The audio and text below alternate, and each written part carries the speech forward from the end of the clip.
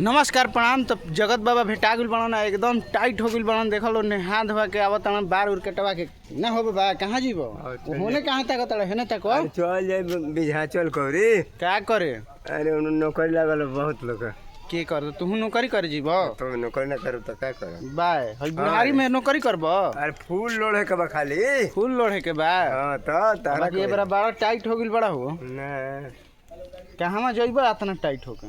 चल जे कौड़िया मठिया करी तनी तनी सिक्स पैक दिखावत अपन वीडियो में टाइट करत सिक्स पैक। ठीक नहीं है। हां एकदम ठीक बा। तनी टाइट करत सिक्स पैक बा अपन। देखो ई रंगदार हन ना बाबा। रंगदार हो ना हमनी के रंगदार काहे करबे। रंगदार ना हो। चल जे गुप्ता बाग पहाड़ पर होई तरी मामूली गाय गरु रहली स। तो सुना ना बाबा। तो ई हाथना सज धज के कहाँ जीबो हो हैं कहाँ जीबो इतना सज धज क्या हो बोलल बा। अरे चाह बाबा सब मिली। पहले हेने बताओ ना सज धज के इतना कहाँ जीबो। अरे नहीं कर रहता नहीं और का होने कर गुजरात जाए के बा। तो ई बुढ़ारी में गुजरात कौन ट्रेन से जइबो। कलिका मेल होई तो ओने से जाई की लाइक कर लो तनी वीडियो में और हम पूछा तनी कुछ कलिका मेल से चल जाई जीरा के जीरा सुर कर जाले तो ए बाबा। अच्छा जिला में जिला कौन जिला रंगदार होला हो? अरे जिला कोनो जिला रंगदार ना अपन बात विचार। हाँ बाकी आरा जिला बाबा का तो रंगदार होला ना ये सब ना होला ना पहले के लाल बिहारी चमरू परगन लोग सब ई कहाँ के हो लाल बिहारी चमरू।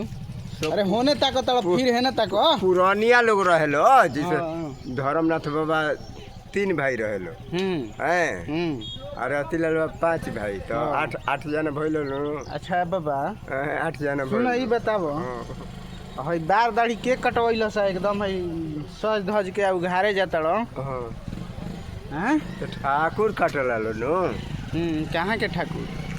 अरे कमल देव। अच्छा त्रिभुवन भैया के लड़का भाई। हाँ त्रिभुवन भैया के लड़का तो एकदम देहिया बुझाता है का के जाता रहो एकदम सीना तान के बुझाता कि फाड़ देबो केहू के सामने। हाँ नहीं तब तहार नतिया के क्या हाल बा। लग गइल है से कोनो आम खइला है बाबा। आम कहाँ है आम छुआ कि ना बगीचा में। आर तो ओने कोई बाहर बगीचा में तो ओने कोई आम अब गोला में गिरावते ही सब बाहर ही आम चलाने।